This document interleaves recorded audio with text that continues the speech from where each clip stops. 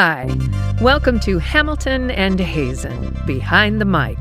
Join author M.L. Hamilton and me, I'm narrator Kelley Hazen, as we discuss our latest audiobook.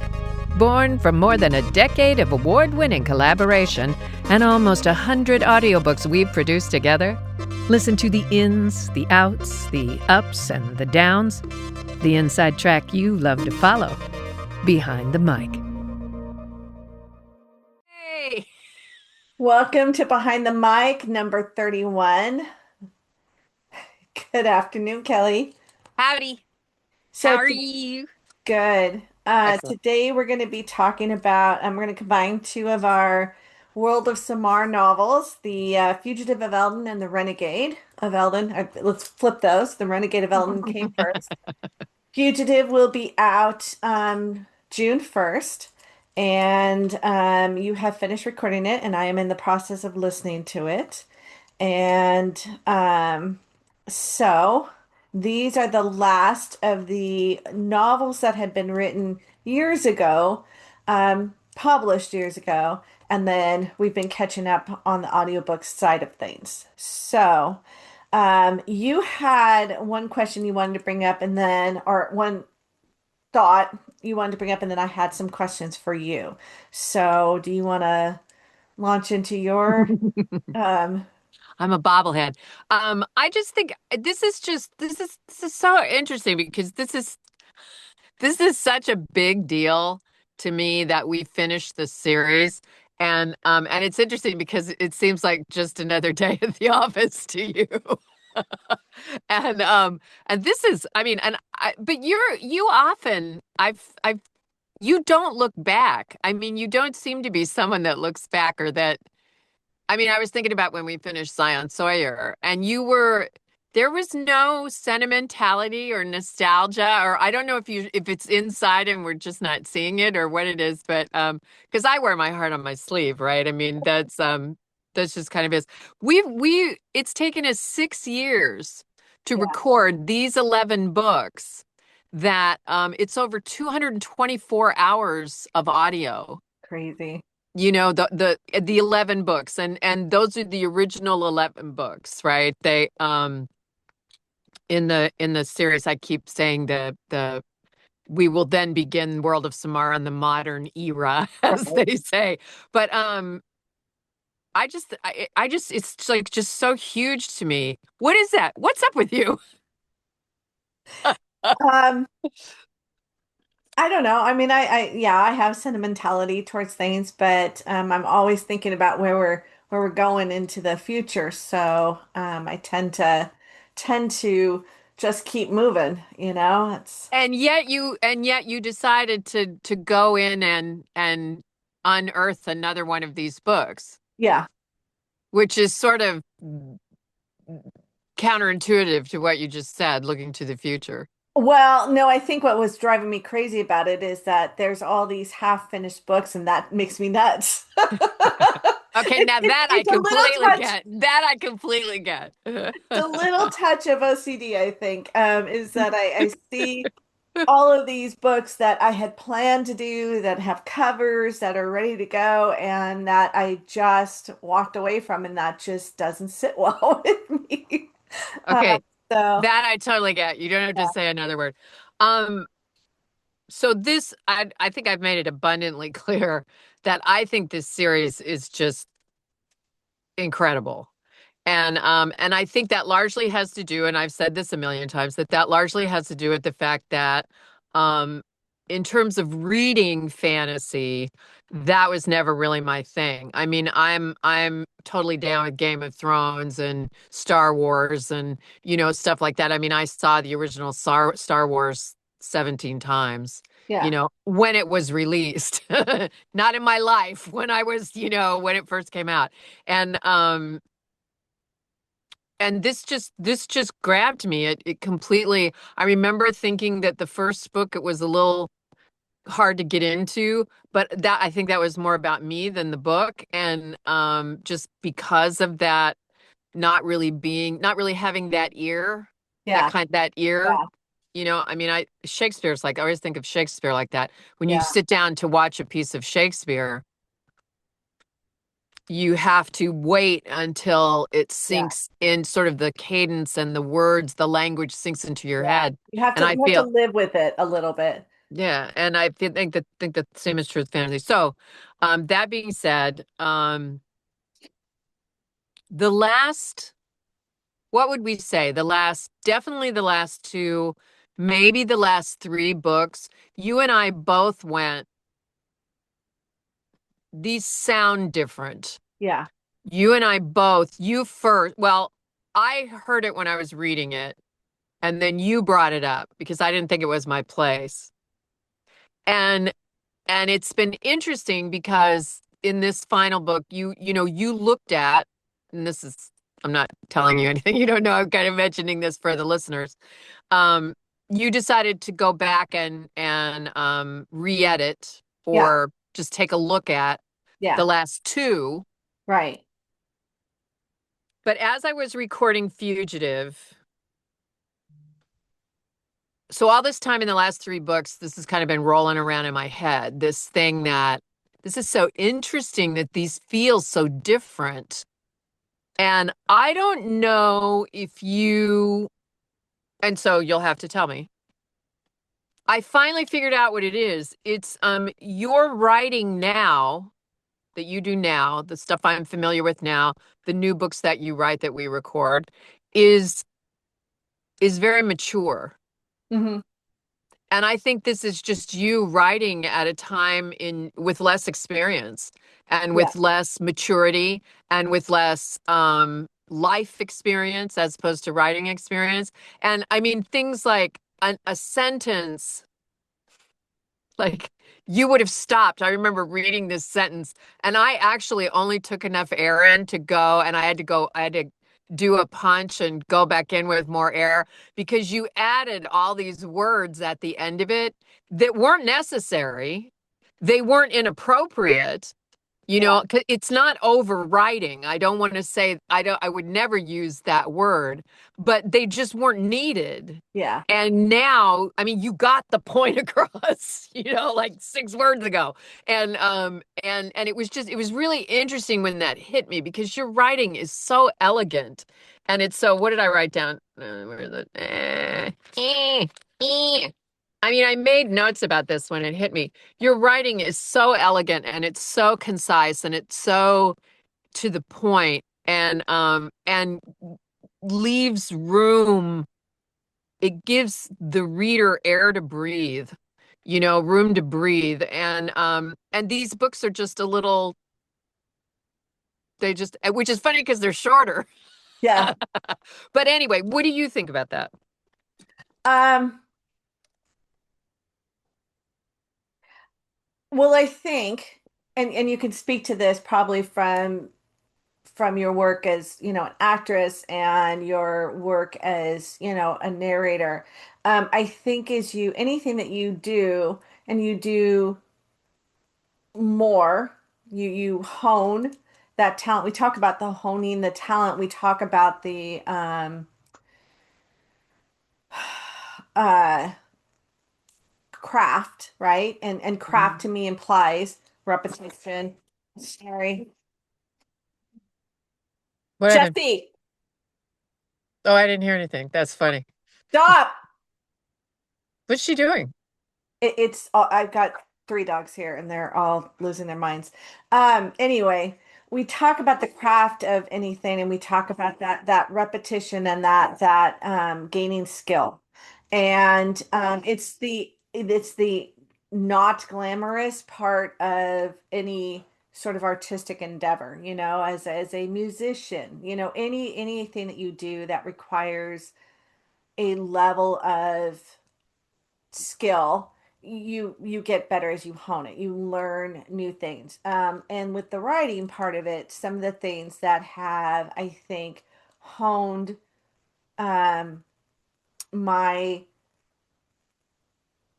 talent or whatever is hearing it from you, reading it, and then working with the editor. And I think that those two things have taught me, a lot about getting rid of, trusting my readers and allowing them to, like you said, have the space to kind of experience it themselves without having to hammer somebody over the head with it. And that's something that you just learn as you do more of.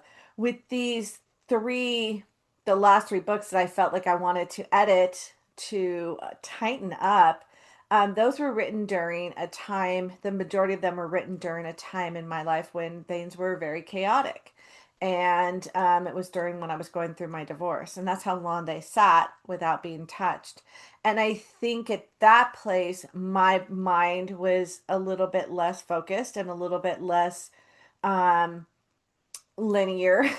My thought process was, and I think it's reflected in that writing, is that there's a lot of that turmoil, which, I felt some of the writing felt a little chaotic. You talked in particular, we had one, what we're going to talk about in a little bit, about a tempo.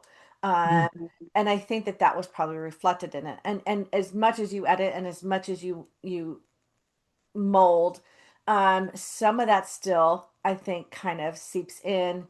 That can't be just complete unless you were to completely throw, the baby out with the bathwater.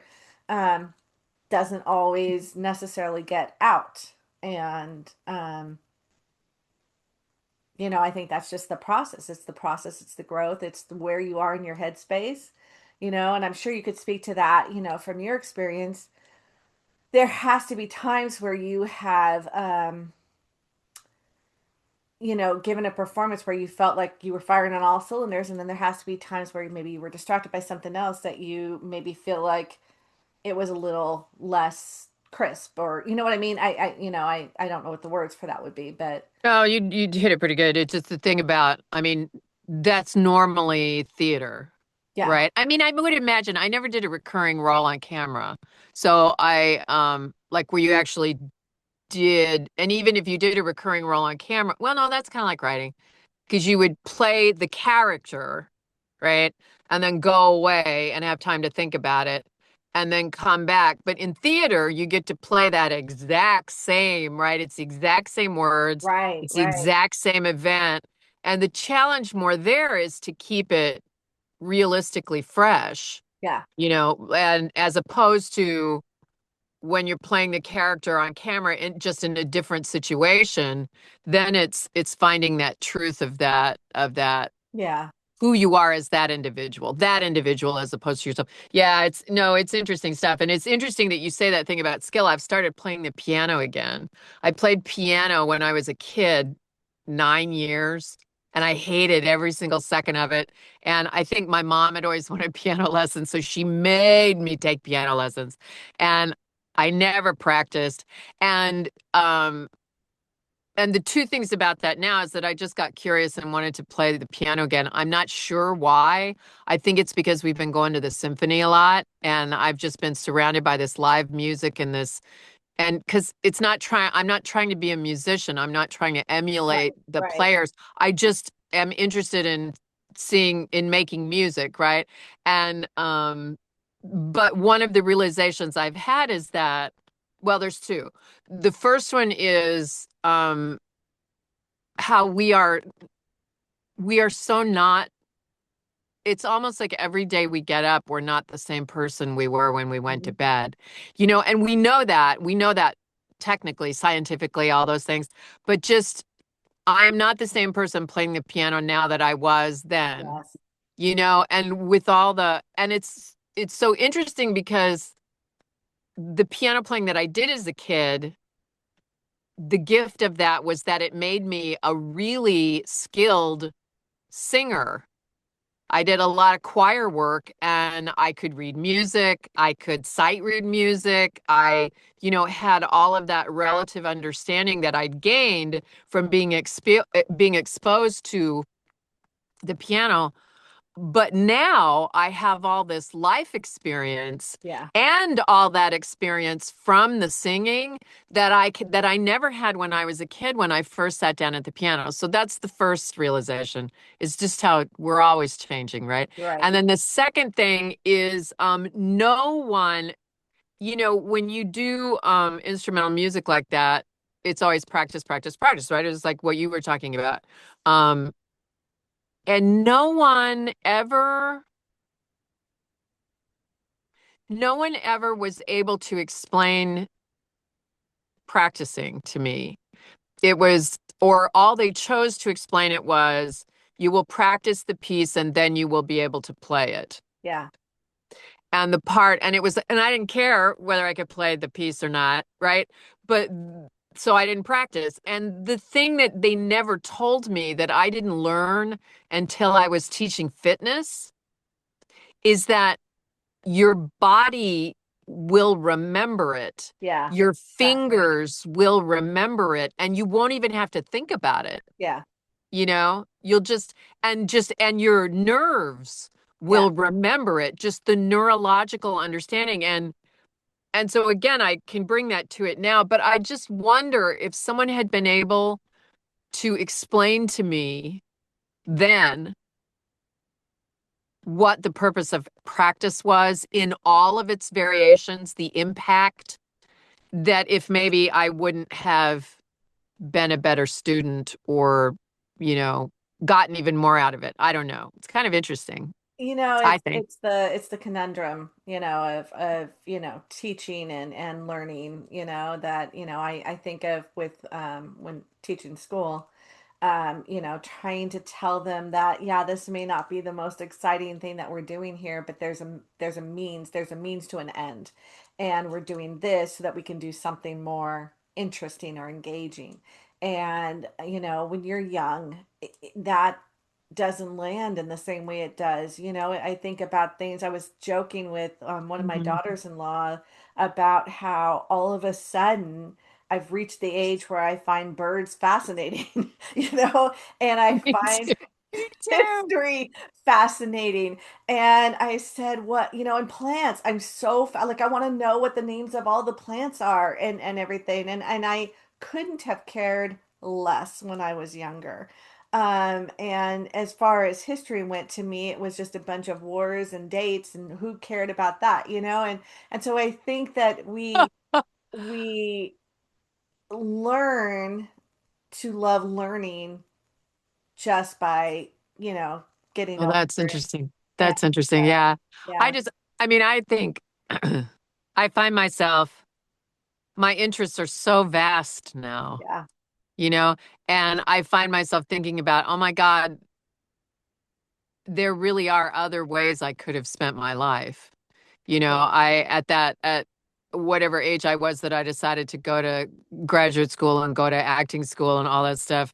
And now I realize I don't want to say an infinite number, but I could probably name, given some time to recall them back up again, I could probably think of at least one hand worth of things I could have done with my life that maybe might have been more valuable. I don't know. I don't know. But yeah, yeah. that's age and experience and learning to love learning. Yeah. No, that's true. Okay, so another question for you, and I know you have questions for me, but this will dovetail well, I think. Okay. Um, the teaser for the Savior of Eldon, we had these new names. Again, another name that's kind of close to another name. And we dealt with that in Renegade and Fugitive. There was the Alex Yeah, issue, Alix. Is yeah, it Alex or is it Alex? There was the Marin, yeah, Mairin. Is it yeah, Marin? Is it Marin? Um, and and that's its own thing, which is probably not that interesting to talk about. We kind of exhausted that topic in yeah. the last episode. My question to you is, Peyton Brooks is probably the most mainstream of all of your names, all of your character names. I mean, it's a really solid, but at the same time, all of your Avery Nolan is kind of, I mean, that's not that, outlandish. But you come up with the most wonderful names. And I want Zion Sawyer. I mean, I want to read a book that's about a character named Zion Sawyer. That's just such a great name. And I was wondering, how do you come up with your names, your character names? I take a look. I usually take a look at, I'll do run a search on unusual names, and then I try and combine them with things that I feel like it sounds.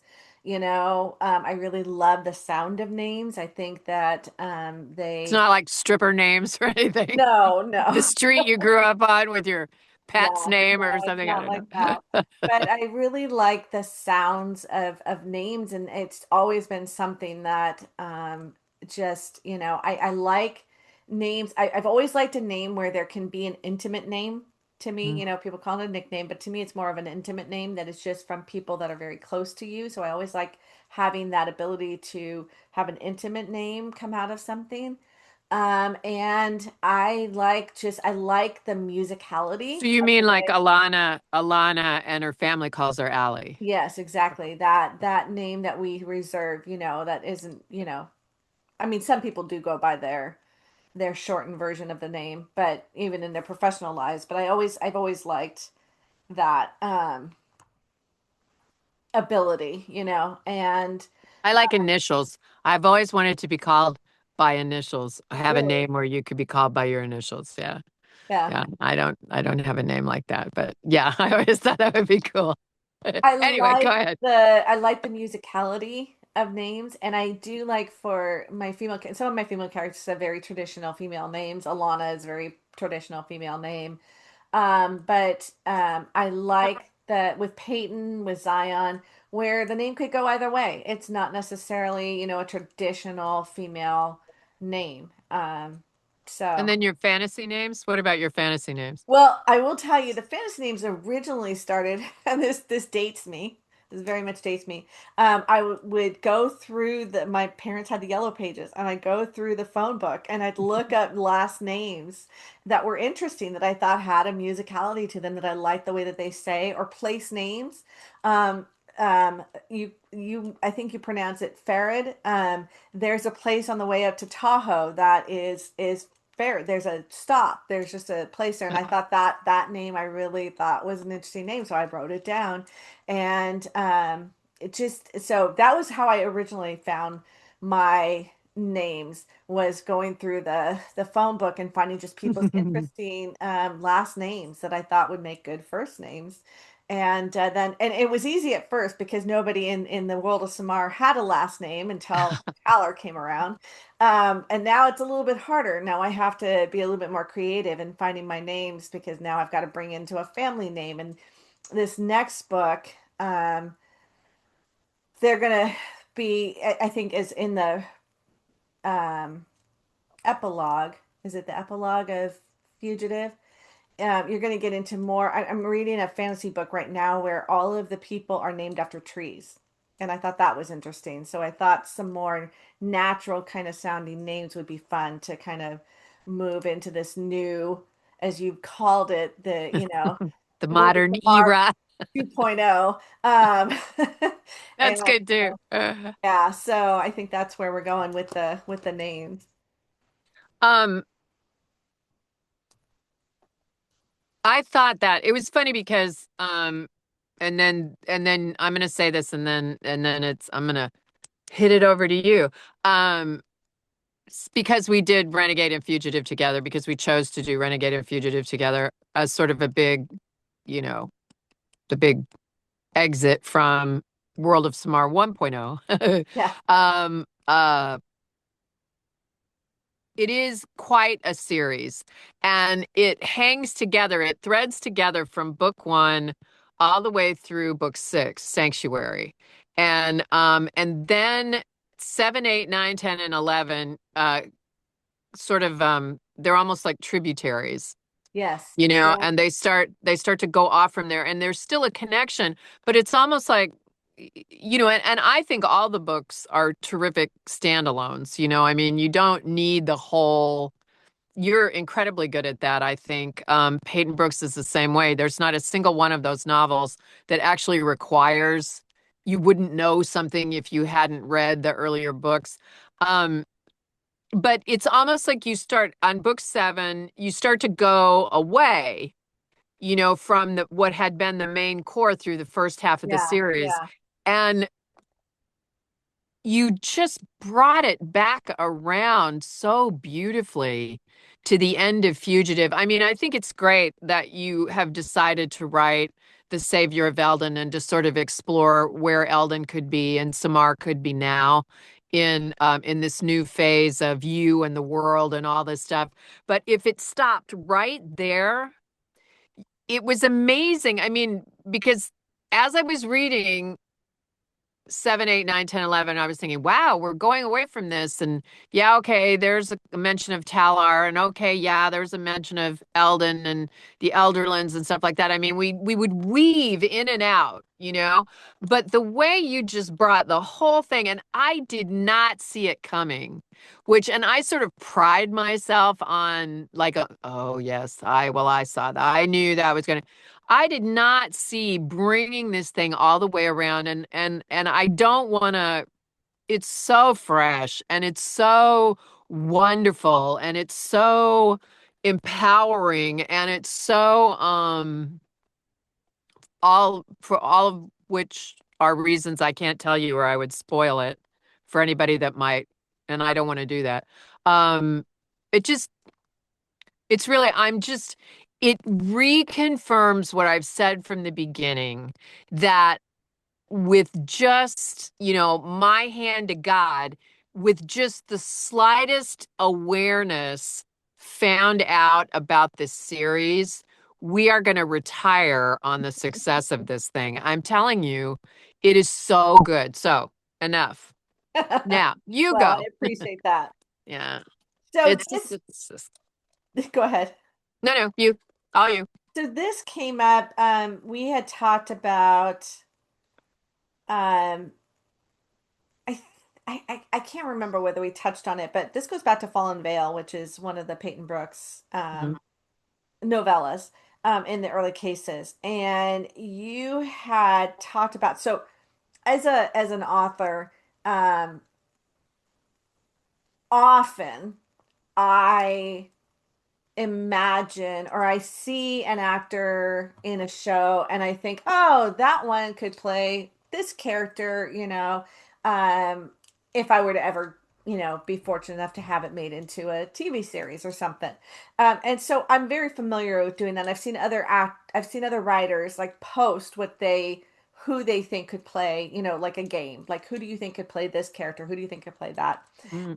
And so I always kind of in the back of my mind, I'll see somebody and I'll think, that person reminds me of this character. You've never mentioned that, but it came up when you did Fallen Vale, and you said, you one of the characters, and I'm trying to blank, but you said he He's the reminded you. he owns the TV repair That's store it. That's right. Yes.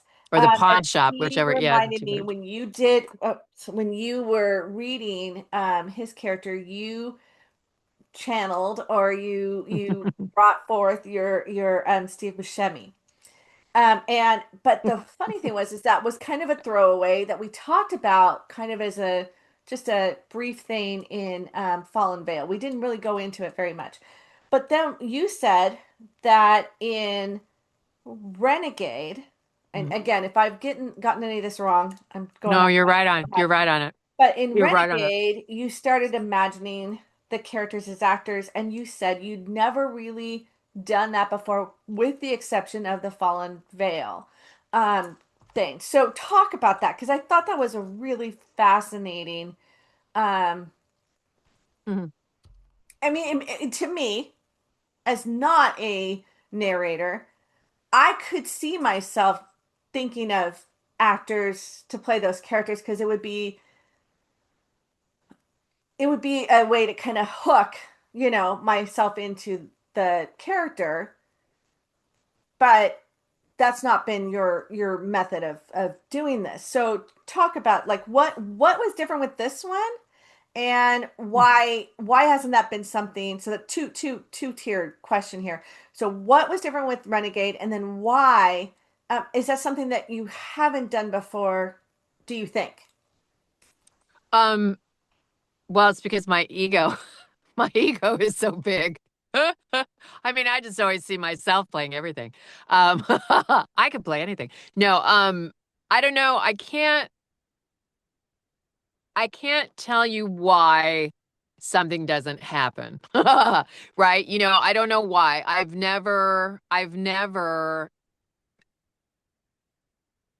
I think my imagination imagines the whole world, right? When I'm reading, and I don't need to,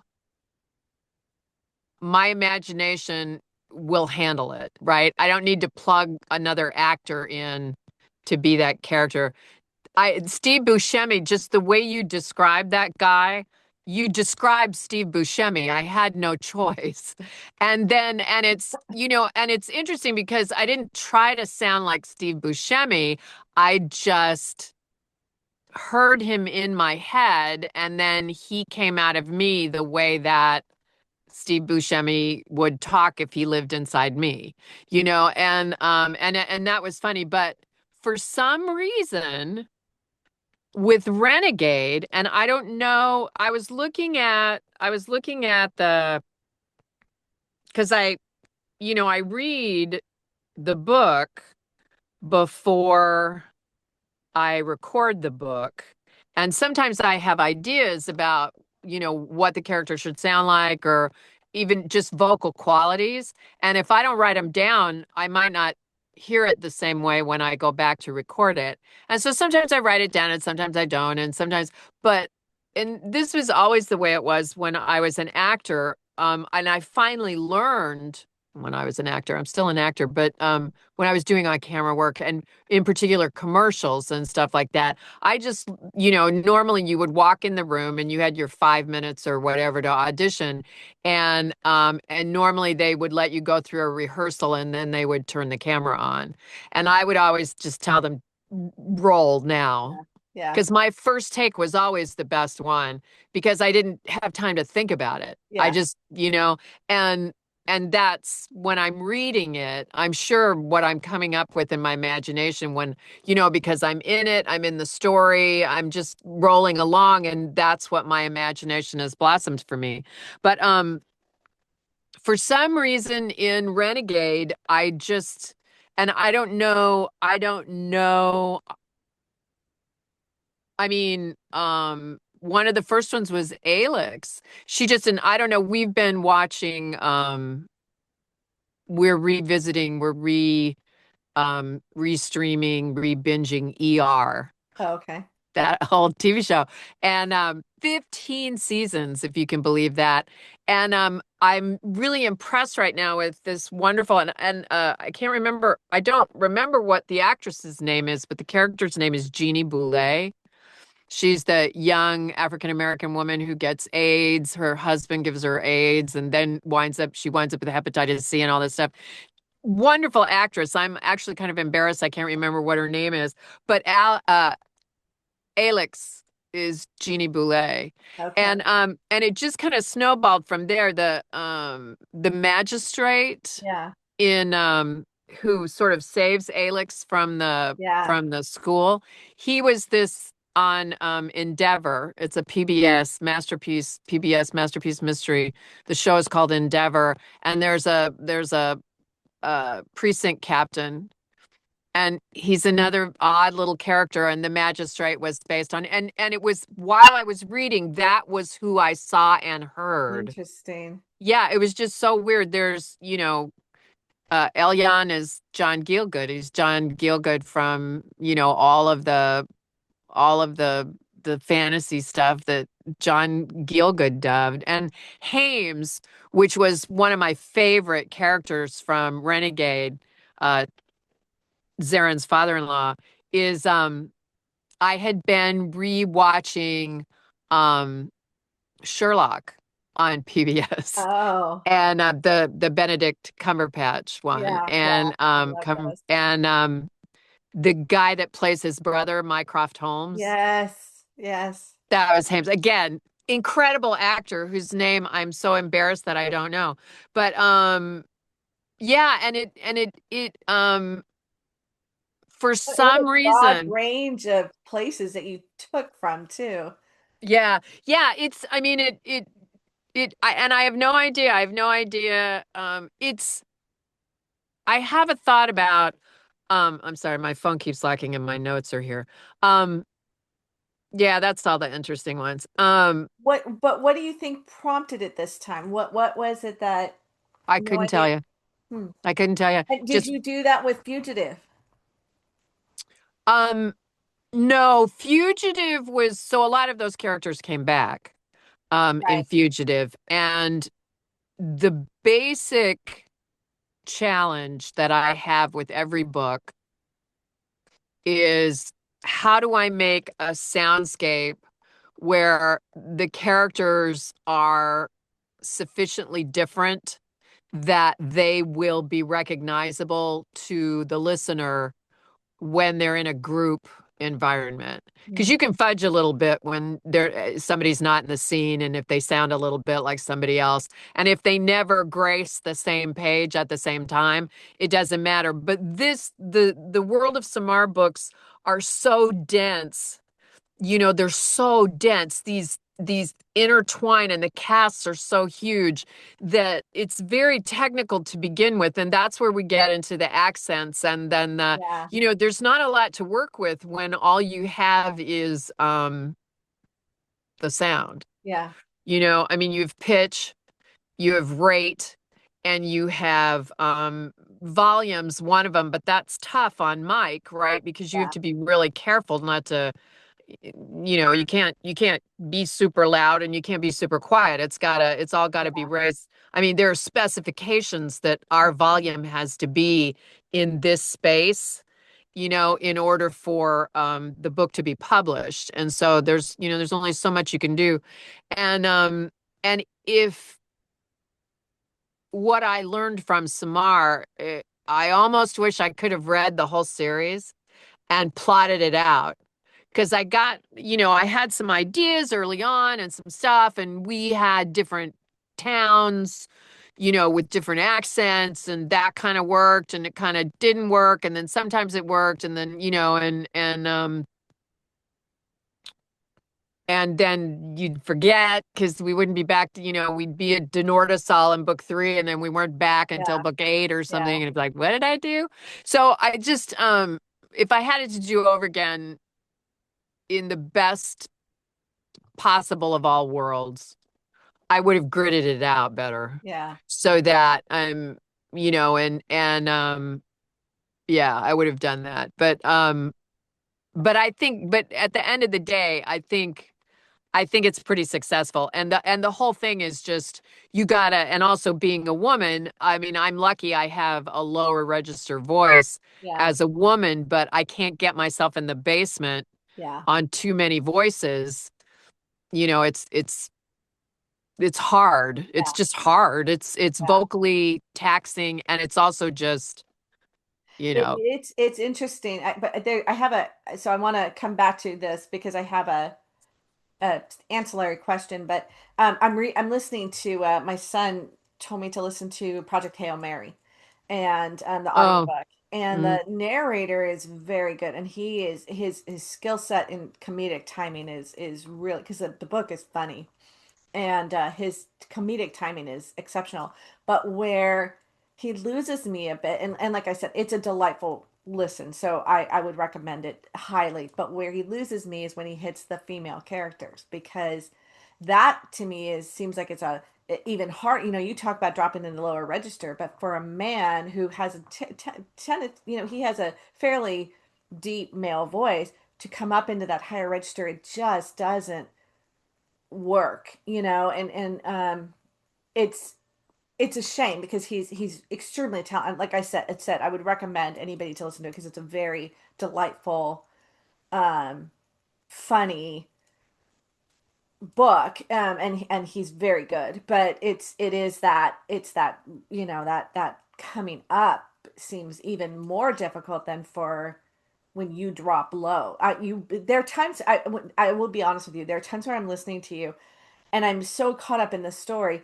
And then it suddenly dawns on me, something will trip me and I'll go, holy crap, I really was convinced this was a male, and it surprised, and I had this moment of just disconnect where I'm like, she is speaking in this man's voice. Like, how in the heck does she do that? And sometimes it's startling to me how well you drop into that lower register. That I really appreciate that. Thank you for saying that. Yeah. It's funny. There's two things. This makes me think of two things. The research supports what you said. The majority of audiobook listeners prefer hearing a woman speak the male characters rather than Yeah. hearing a man speak female characters. Yeah. There is no preference for male or female narrators, and yet the vast majority of audiobooks are recorded by men. And that is a narrow-minded thinking by publishers that somehow men are preferred, and they're not. The Yeah. research, No, it's yeah, it's like I said, I'm thoroughly enjoying the audiobook, but I will say whenever he goes into the female character, it pulls me out of the experience a little bit. yeah. And I find that sad, in a way. Anyway.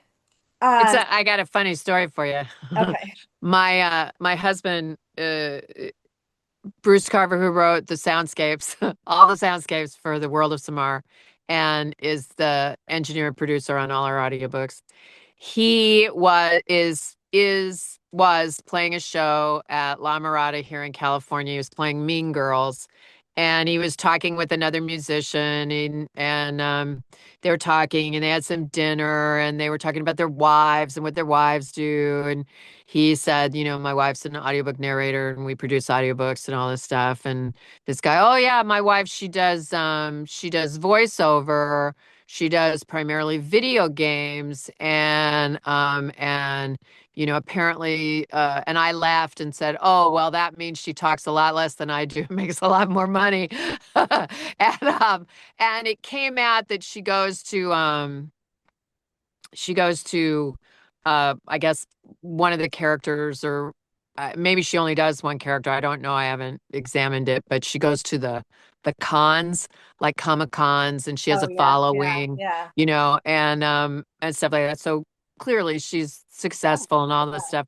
And Bruce was so cute. He came upstairs the other day and he goes, "You know what?" He goes, you he goes, "We have to," he goes, "You this thing you do, these voices." He goes, "This is amazing." He goes, "You do all these voices. You sound like all these people."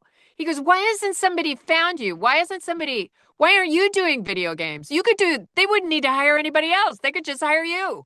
You could do all the characters." And I'm like, "Yeah, yeah, I could." But it was so cute. And he was like, "We have to get pieces of these voices. We have to get them all together, and we have to get them all in one place. And we have to have this so that, I could send this to my producers. I could send this to these engineers, and then they would know. All they would have to do is hire you." It was like, and I just said, "Honey, I love you so much." That's awesome. That's awesome. It was pretty sweet. It was pretty sweet. It is, yeah. I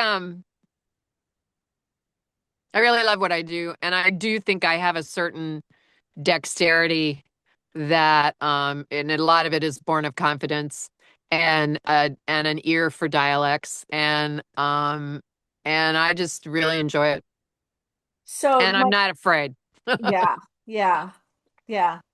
My ancillary question to that, and then we'll get to the final one that I have. But my ancillary question to that is, in Fugitive, we have So when I remember we had a discussion about this when you decided to do Zaren's voice, Zaren Eldrillin.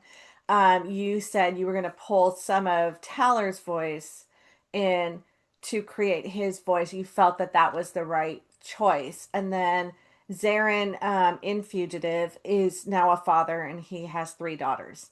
And the three daughters, Alex has a very calm, quiet American accent. And the three daughters have very posh um, Mm. British accents. And so Zarin's a little more earthy, if you will, or a little bit more, broguish. where theirs is very much, that very posh British, varying degrees. I think May's a little bit more like her mother, and Celia's kind of bright and bubbly, and then Alana is very authoritative. But then Trey, who is also living in Tiburon, he has a very standard, maybe a little bit more um, cultured American accent. And so where did those choices come from? What led you to make those? Well, I set up from the beginning, and this was one of the things actually I remember asking you about this way, way back in the day, is who are we going to be dealing with? Who are we going to be dealing Yeah, with the most? And the Stravad, yes, the Stravad were key. And so, and rather elite, yes, rather posh, yes, right? yes, So everybody in Tamarron has been assigned a British accent for the most part. yeah, And of course, just not British because Tamarron is like the UK. It's not a geographical or right. economical or cultural connection. It's just this was a Sorry. dialect that Fair. That's enough. Sorry. this was a dialect that could be applied, that's easily accessible, it's easy to listen to. It does sort of fire the right, you know, ideas, like subconscious connections. Yeah, And also it's just really easy to do. And it's got a lot of derivatives that would right, allow right. for class and stuff Yeah, like that. Um, Loden, the people in Loden, Tash and Cameron and those folks, they were Americans. They were just straight. They didn't have a dialect. yeah, And it wasn't until we got into Tamarron that you started to see more of those. And then you had the Navacier and the Nazarian, who are Stravad, but regimented, right? They're a cult. yeah, And so I tried to stilt it. They're still in that yeah, family, but I tried to stilt it a little bit. And so that's where that came from. Alix she's been her whole life. She was her beginning life. She was raised in that convent yes, with very little exposure to anything. yeah, So I made her just straight, yeah, or what we would hear is yeah, no adjustment. But then, and also she's kind of poor. So yes, even though she's Stravad or part Stravad, right, right? She still was raised without that influence. right, And then it started to become this game of influence, right? And Trey is poor. yeah, He's part Stravad or yeah, part something. yeah, And right, but poor. yeah, The girls, Zaren's daughters, are posh. yeah, They've all been to school. Trey, I didn't go to school. And I started thinking about, you know, Ben, my stepson, we raised him vegetarian, and still we started finding his school lunches thrown behind his bed.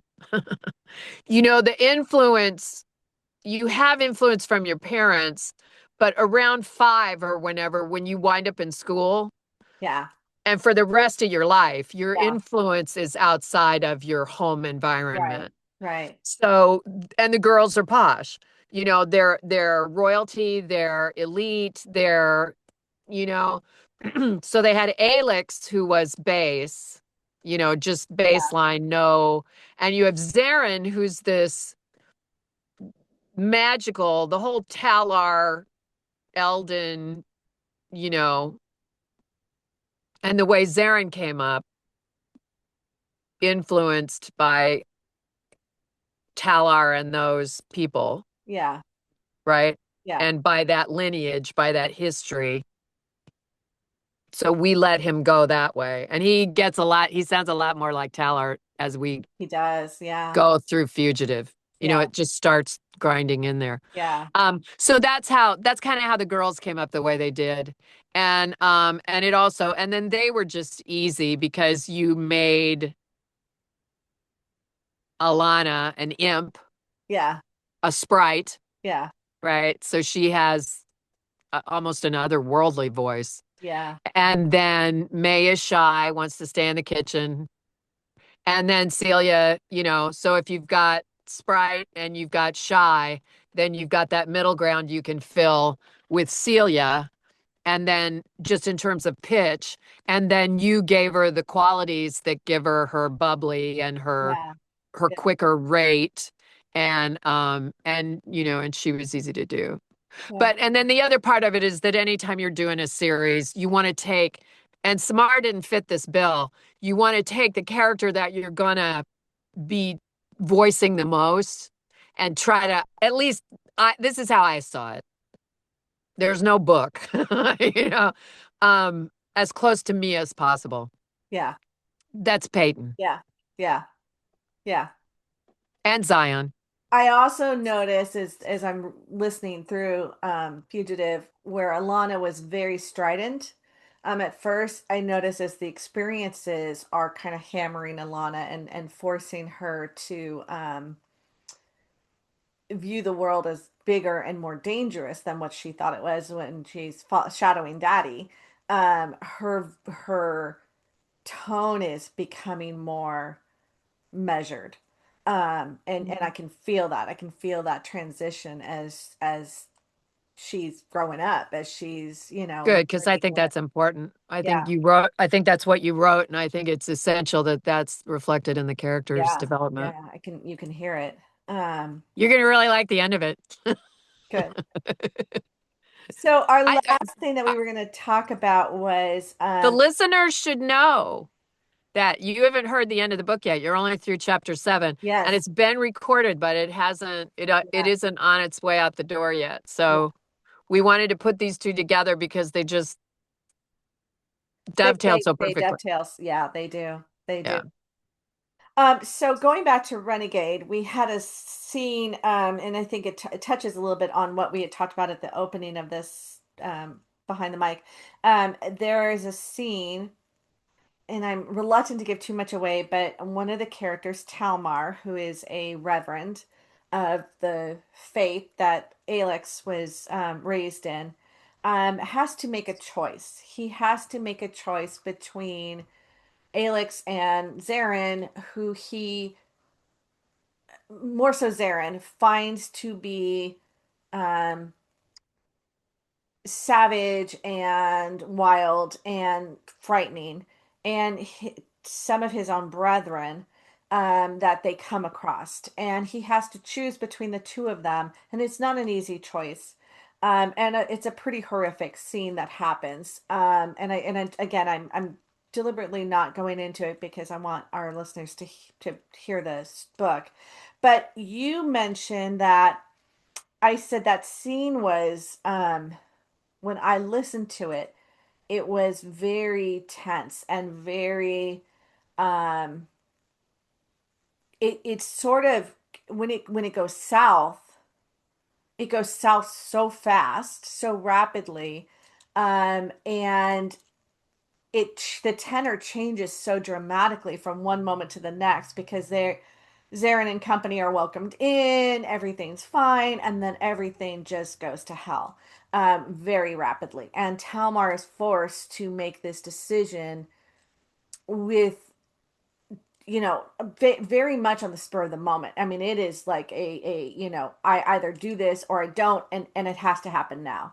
And you talked about that the tempo was hard for it, and you were concerned about that scene. And so I'll let you address that. We've talked about action scenes before, and it's kind of interesting because usually it's been like a sword fight. Right. Or it's been like two people and and there's very little dialogue and it's just the action sequence, and a lot of it is just um adjusting pace, adjusting rate to keep the excitement going, and volume, and because you want this rise and fall and then a rise Yeah. and then and so that it culminates, it peaks at the right time, and then the denouement it layers off, and after the climax. And but this scene, there was a lot of dialogue. Yeah. There were four people in the dialogue, five when you add Zarin back in. And but not a lot of dialogue, but dialogue, because Yeah. that was part of what. And then the rudder of the scene is, as you pointed out, is Talmar, Right. who is not he is at that stage of the game, he's pretty skittish, he's pretty much a weakling, Yes. he's pretty frightened. Yes. And so you have this stuff happening around him. I am narrating this character with this stuff happening around him, these different people who we make assumptions about because and I think it's okay if we say they're priests. Yeah. And then in the same tone of voice that they were saying priestly things, they start saying unpriestly things, and he's hearing it, and it's in the same cadence, and it's in the same tone, Yeah. and he's sort of starting to get it, Yeah. right? So it's a really slow burn, and then all of a sudden, it's like all of a sudden it's like you're trying to light the match, Yeah. and Yeah. then all of a sudden you get it lit, and it hits the wick on the dynamite and goes, right? And Yeah.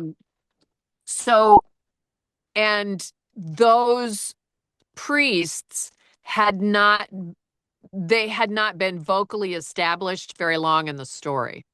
Yes. Yeah. Yeah. So it takes me a while, and probably anybody that's listened to enough of our books, they would go, "Oh, that's where she got comfortable." Um, you know, um, it's a little, it's erratic, and so I had to stop a lot, Yeah. and that's not the case with most of your action scenes, right? Most of the time, I start narrating, and it's almost like I'm reading to myself out loud. I just allow myself, as the participant, as the reader slash narrator, to get involved in the scene, and I read it out loud the way I'm experiencing it. Yeah. And I am fortunate enough that usually that's very successful, right? And we get the point across, and it's an enjoyable experience. This was a friggin' nightmare. And I had to stop, and I had to wait. Is that his voice? Wait, who's talking?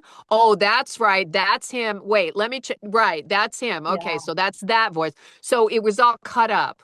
Yeah. And I went back and listened to it. And I'm sure Bruce listened to it, because anytime he sees that many chop marks in the audio file, he's going to go, "What the hell happened?" And he's going to listen to it. But at the end of the day, you're the one that hasn't heard it before, Yeah. right? And so if it compels you, Yeah. then I know it's successful. And so that was one of those, "Good, I hope this is okay." And It or was. it's Yeah. not that it's okay. It's always okay, right? But okay isn't good enough. Right. Right. Particularly at those climactic moments, at those where the whole story turns on a dime, Yeah. they've got to be good, or the book is not a success. And Yeah, and that was a big turn, that was a 180. yeah, Yeah. especially she makes him go, and she makes, I mean, after what they've been through and all this stuff, yeah. Right. And Renegade was the book, the thing, I think it's Renegade, is it the first book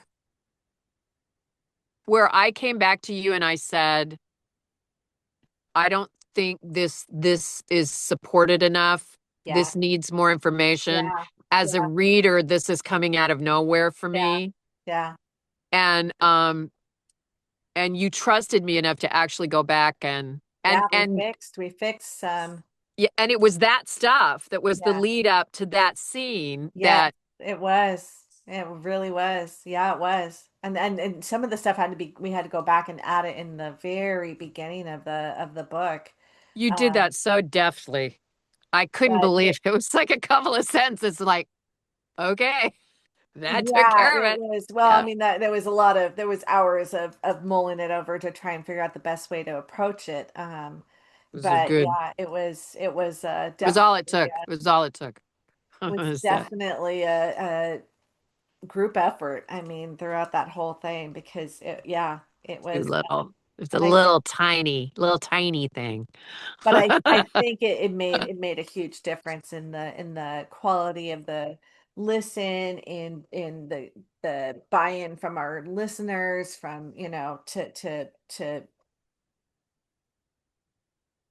follow along to make those connections to get the motivation you know it's It was, yeah. It was great. It was great. These two books have been um well, and I think in that regard, Alex is an interesting character because she's so different. She's full blood Stravad, as you mentioned, and yet she knows nothing of her people except for what she's been told by people who despise her people. It would be like, anyone of color being raised in a white supremacist household, right? You would have a very um skewed poisoned view of who you are, right? And so she's an interesting absolutely. character, and then her expectations of the world are very naive. And then pair her with Zarin, who is also such a lost soul himself at that point. It's an interesting combination. Mhm. It's wonderful. It's wonderful. It harkens back to Shara and Talar in so many wonderful ways Yeah, that and it's every bit the compelling love story and adventure that Talar's story was in the first half of the series, culminating in Spirit of Eldon and Sanctuary of Eldon. yeah. Yeah, no, it's wonderful. I'm, preaching to the choir and I've said it a million times. It's a great series. And it was so much fun. It's Fugitive. I remember coming upstairs from Fugitive a couple of times and just really thinking to myself, this is some of the best work I've ever done. That's awesome. And That's yeah, and fantastic. I mean, I hope people enjoy it. I want it to get out there. I can't believe that fantasy is so popular right now. It's just And has been, right? I mean, it's such a huge especially epic fantasy, and yeah. people Yeah. need to listen to this series. It's just so good. So, just to preview, which I think is going to be kind of interesting, Savior is very different. Most of these have been sort of the epic in the terms of the travel log kind of journey. Even Fugitive, even though the travel is more um, narrow, and not quite as many miles. But Savior is going to take place in one location. And so Oh wow. it'll be an interesting transition because it's more of a political kind of drama in that regard. So, I can't wait. I know you're going to send it to me soon, and I can't wait yeah, to read it. I'm just trying I'm to gonna get through the editing of it because, I'm going to the beach for a few days, and that's going to be my beach read. yeah. So, is there anything else you wanted to address? Nope. Okay. What's our next publication is Savior of Eldon. Next publication will be Savior of Eldon on July 1st, and then Yep. the box set in August. Right. And Fugitive comes out June 1st, and Renegade is out and It is available for out. consumption. Yeah, exactly. Woo! So this has been Behind the Mic number 31. Thank you, Kelley. Yeah. Enjoy your Yeah, it's my pleasure. each. And we'll be back. Well, wow. The next one will be, well, I guess Savior. We'll be back for a discussion of Savior once we get that one in the bag. Yep. All right. Again, thank you, Kelley. Take care. See you Right. soon. Bye-bye. Bye. Thank you for joining us for Hamilton and Hazen Behind the Mic. Visit authormlhamilton.net and kelleyhazennarrates.com to join our newsletters for more insider news and views. Today's episode is sponsored by Phoenix Publication Services. PPS, Digital Shepherds. Let us ignite your writing goals.